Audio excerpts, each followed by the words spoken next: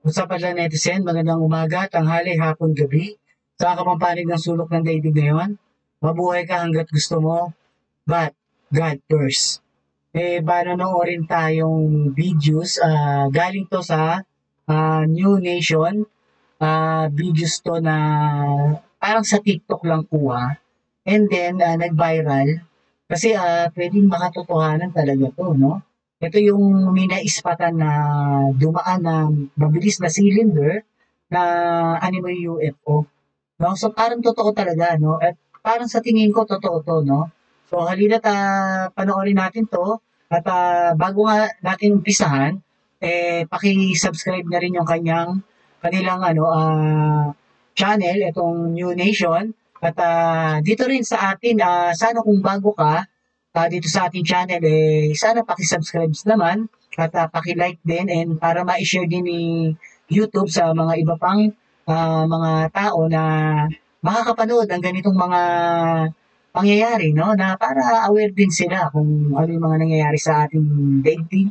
At halina't umpisahan natin panoorin at maraming salamat sa pag-subscribe po ninyo. If he had to guess, he would have said drone. So it's a good thing Ben Hansen is here. I am going to make you a bet that the next time you get a window seat on a plane, you're going to think of this next story and you're going to think of the guest who is going to talk about this next story. Michelle Reyes was flying over New York City with her daughter and she was sitting by a window. Kaya yung syempre pag nandun ka sa loob ng aeroplano at nasa tabing window ka, talagang matik ang unang gagawin mo niyan. Siguro hindi ka talaga magte-take ng photo, kundi videos. Kasi para habang umaandar yung aeroplano na kikita mo talaga yung mga details dun sa baba, no? Or yung ganda ng view sa taas. So yun nga yung nangyari, accidentally, caught in the act, niyang makikita yon. Pero kung ikaw nakita mo lang sa mata mo, hindi ka nag-video, wala ka ebidensya. Kasi mabilis masyado split seconds lang parang parang sounds up lang talaga yung bilis niya talaga, speed niya. No. When she did what a lot of us do, we, take pictures out the window, nice video of the New York skyline. It's an amazing view. But what Michelle did not expect to see was a cylinder-shaped object zipping across her line of sight near LaGuardia Airport. Was it a bug inside? Diba? Capsule lang siya no? Hindi mo tuloy alam kung maliit o malaki. Kasi siguro medyo hindi naman ganong kalakihan yan kasi sobrang speed. No? So yan ba may katotohanan sa alien? Kasi yan hindi yan edit Paano mo may papaliwanag yung ganyang kabilis? Kung drone man yan, wala pang ganyang kabilis na parang split second. Malikma ka lang, nawawala na sa paningin mo. The plane, maybe? Well, she played the video back to look, and no, it was not a bug. Whatever it was definitely outside the plane, and it was flying on its own, and it was really, really fast. Michelle Reyes joins me now exclusively, and I want to welcome back Ben Hansen from UFO Witness on Discovery Plus as well. Michelle, thank you so much for being here. First of all, wow, that was pretty alarming stuff. What did you do with the video, and did you reach out to authorities to share it with them? Thank you for having me. And when I realized that I had something like this on the video, the first thing I did was I emailed the FAA to let them know what I saw and maybe it was a safety hazard. Tama. Buti doon niya muna talaga isilin. Kasi yung safety hazard nga, di ba? Sinasabi niya. Kasi delikado talaga yan. Mamaya, yung mangyari niya, yung napapanood natin na click na movie, yung Independence Day, no? Sigurado naman, talagang halos buong mundo napanood yan, lahat ng tao, no? Kung ikaw hindi pa napanood, ako, malungkot ka. Dapat panoorin mo yun. Talagang sobrang ganda nun. May part 2 na nga nun, di ba? Independence, pero sa akin yung 1, malupit talaga. Talagang sobrang ganda. Siguro mga 1997 yung taon. I reached out to them. Unfortunately, I haven't heard back from them. They didn't acknowledge my email. And then I sent it to Enigma Labs and the National UFO Database. Oh, National UFO Studies. Siguro yung tatay nito, doon nagtatrabaho or ni, no? Kasi nga, syempre, isisin niya yun. Dahil may katungkulan sa gobyerno yung tatay niya, pwedeng delikado yan, di ba? Kung kalaban na bansa man yan, ah, parang pwede rin, pero sobrang high-tech kasi kaya nakakamangha, no? So kung yan eh gamit ang ibang bansa yan, eh matinding bansa meron yan. Kasi talagang sa mata lang ng tao, hindi mo makita kung saan napunta eh. Parang dumaan lang na gano'n eh. Dapat na makikita mo pa, di ba? Pag ano yung buntot, syempre sisilip ka pa ng konting gano'n eh. Pero siya wala nang nakita pag split seconds lang. And any response? Enigma Labs was the only one who responded to me. O ito mo, in-ignore daw yung ano niya, Love and National UFL Daddy's response. So That's your how I got in dad contact. apparently. Oh, okay. So, and as I understand, your dad is a former Navy guy, so you were able to Wow. share with him as well. What did he say? I showed it to him first, and he honestly had no idea what it was either. He had no idea. He was just as baffled as I was.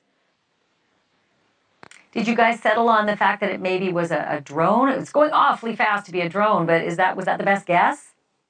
He thought it may be a drone, but he didn't think that it should be where it was, that close to the aircraft. So he really didn't have an answer for me. He was just as clueless as I was. He's seen a lot of things, and this he couldn't give me an answer. But if he had to guess, he would have said drone. So it's a good thing Ben Hansen is here. You host a show called UFO Witness. What do you think about this Tic Tac video, Ben? This was incredible, honestly, because it took a while just for us to get in touch with Michelle. It wasn't for her posting it on the app. Someone had borrowed, sort of stole it from her social media and posted it as if they were her friend.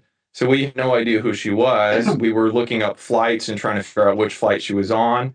When we finally were able to contact her, she, for me, has been completely just genuine, sincere. We've now started to analyze the video, and I feel a little awkward saying this with her here, but find no evidence that she faked this or hoaxed it. I didn't from the beginning, but we had to run it through, the proper data analysis, and it's there. It's very clear, which is unusual.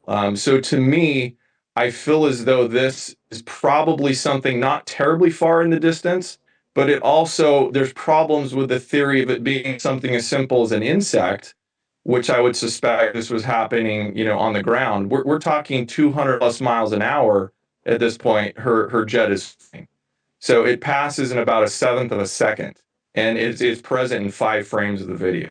So there's a lot we It's also can a very dive into shiny with this, giant, but shiny giant, really fast insect. It definitely doesn't look like an insect. It certainly looks like the Tic Tacs that we've seen in other naval videos as well. And Michelle, did you say there was someone else maybe on that flight who you later were able to determine saw this as well? Yes, I had posted the video onto my social media, and one of the other moms on the flight, she said that she had noticed it when she was in the air too. So I wasn't the only one who saw it. So it was kind of, a little more like nerve-wracking that someone else also saw what I saw.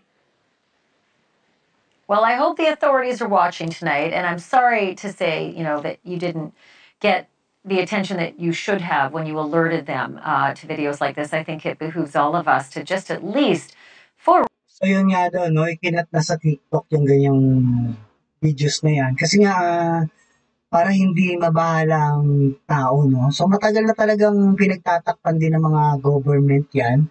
At pinagbabawal yung mga ganyang mga pangyayari na yun nga pagka may kinalaman ka nga lang na napipinpoint mo yung tungkol sa mga UFO, alien, na parang mabibisto, kahit tong araw pa yan, no? Area 51, di ba? Yung tao na bigla na lang nawawala pag nagbabalita ng ganyan. Or ayan, ngayon, kinakat nila dahil magiging, pangambayan sa tao.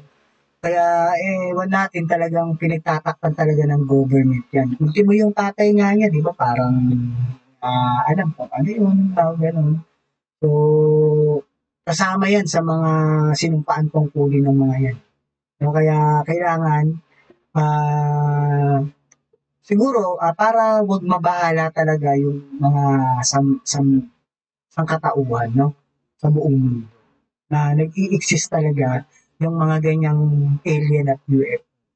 Para sa akin, totoo yun. Kasi parang wala pang ganyang sobrang bilis, sobrang high-tech na split seconds lang, di ba? Kung may nakakagawa ng bansang ganyan ng technology, galing yun, di ba? Kaya niyang manakop at magmatsyag or mag-spy sa mga bawat bansa sa ganung kabilis, di ba? So wala pang ganyan technology. Kaya ako naniniwala dyan, para sa akin. Forward the information. We don't need to make judgment on it, but for heaven's sake, acknowledge that this is unusual, and it certainly does resemble some of the other unusual things we've seen before. Thank you for watching. Go to newsnationnow.com to Okay, thank you rin madlang netizens sa panonood ninyo. Ito lang naman binibigyan lang natin ng reaction o opinion yung ginabalita nila na nakikita lang din natin kung ito ba may katotohanan o wala.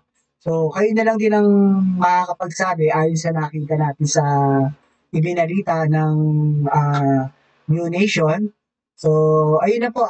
Maraming salamat muli sa pagsama niyo sa akin at hanggang sa muli po, si Pio Paing ninyo na nagsasabing life is short, be happy, and world peace.